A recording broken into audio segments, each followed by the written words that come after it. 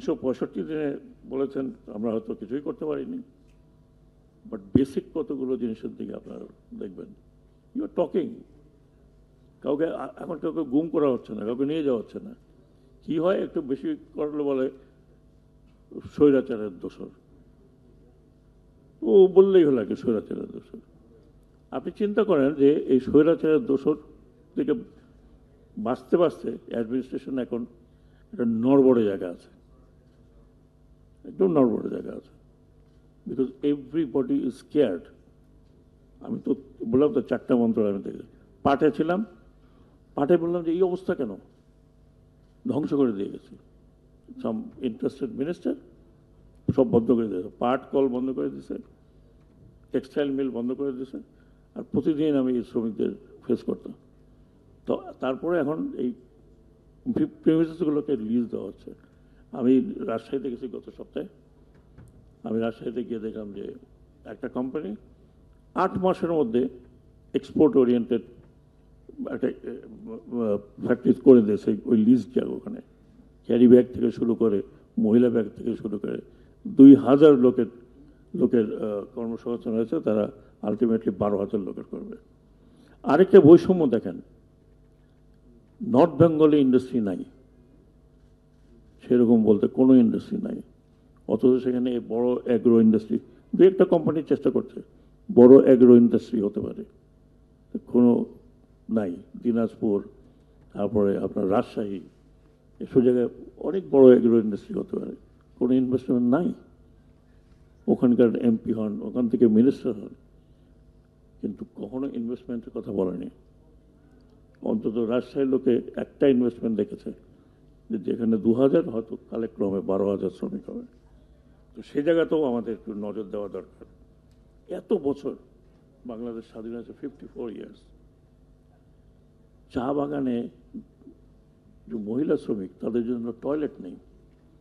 When I visited, তারা আমাকে বলছে যে জরায়ু ক্যান্সারে ভুগছে maximum, because there is no toilet. আমি সালমান রহমানকে বললাম, বললো যে why it is like this, তোমাদের এত বড় বাগানে তোমরা 5টা টয়লেট বানাতে পারবে না মহিলাদের জন্য? And they were weeping. বলছে স্যার আমরা সকালে আসি, আমরা বাসায় গিয়ে আমরা আমাদের টয়লেটে যাই, কেউ দেখেন নাই? বড় বড় মন্ত্রীরা ছিলেন, কেন দেখেন নাই? Conflict of interest. আর এই কনফ্লিক্ট অফ ইন্টারেস্ট যদি পলিটিক্স থাকে, তাহলে খসরু ভাইরা যে প্ল্যান করছেন সেই প্ল্যান হয়তো হোঁচট খাবে। আমি অনুরোধ করব যে please make sure there is no conflict of interest in economy, there is no conflict of interest in শ্রমিকের বিষয়। আমি এখনও টি গার্ডেনে বসতে পারিনি। আমি একজনকে ইনফর্মালি বলেছি যে before I leave I would like to see tea গার্ডেনে টয়লেট। পানির কোনো ব্যবস্থা নেই, 2টা টিউবওয়েলও লাগায় না, কেন আই ডোন্ট নো। বলে না আমরা ঠিক দাম পাচ্ছি না।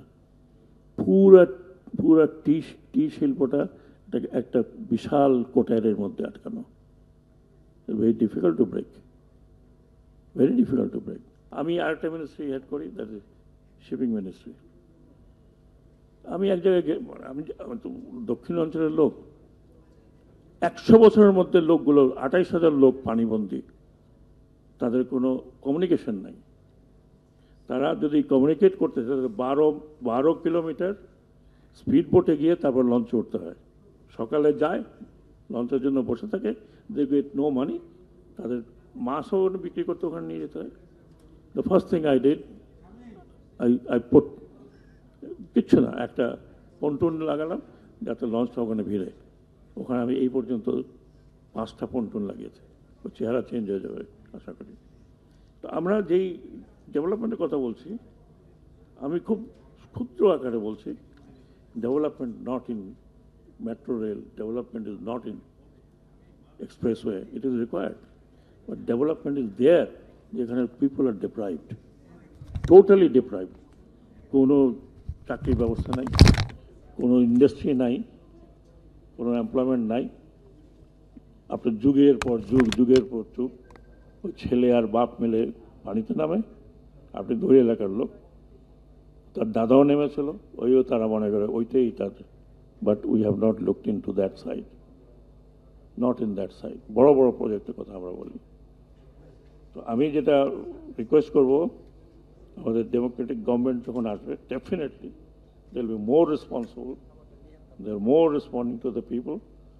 বেসিক জিনিসগুলো যদি পরিবর্তন না করা হয়, তাহলে এইখানে যেখানে কনফ্লিক্ট অফ ইন্টারেস্ট আছে, বাংলাদেশের সবচেয়ে বড় প্রবলেম হলো এই গত 17 বছর এবং তার আগেও সবগুলোতে কনফ্লিক্ট অফ ইন্টারেস্ট। তাহলে বাংলাদেশের ব্যাংকের গভর্নর ভেঙে যায়, শুনছেন কোনোদিন? Nobody new. চুরি হয়ে গেছে, 3 মাস পরে শুনলাম যে আমরা চুরি হয়ে গেছে, এর দোষ, ওর দোষ, তার দোষ। আর যত কিছু হয় নন্দ ঘোষ, কেন হয়েছে? অমুকের জন্য হয়েছে। এখন এই স্ট্রাকচার ভেঙে যারা গিয়েছে তাদের কি বিচার হবে? ওনারাও কি বিচার করবেন? I don't know. আমারও অনেকগুলো প্রশ্ন আছে আপনাদের কাছে। সেই প্রশ্নগুলো হলো, 365 দিনে এই অবস্থার থেকে আপনারা যে এত কিছু আশা করেছেন, আকাশচুম্বী, we don't have that capacity. We tried hour level best. গালি খাচ্ছি, আরও খাচ্ছি, ইউটিউব ইজ ওপেন, যা আর খুশি তাই বলে যাচ্ছে, আর এগুলো হজম করতে হচ্ছে। I don't have I worker যে যা ওরে যে পিটাই দিয়ে, আমার চুপচাপ হজম করতে হচ্ছে, শুনছি। বলে স্যার ওইটা আপনাকে বলছেন, কি কিছু করার নেই, লেট দেম ডু ইট। যাই হোক, আমরা চেষ্টা করেছি ভাই, যদি ফেলিওর হয়ে থাকে তাহলে আমার একার ফেলিওর না, আপনাদেরও ফেলিওর আছে। You only expected, you did not act. আপনাদের অ্যাক্ট করা উচিত। আপনারা আজকে বলছেন অমুকে বাজেট কম, why didn't you come out?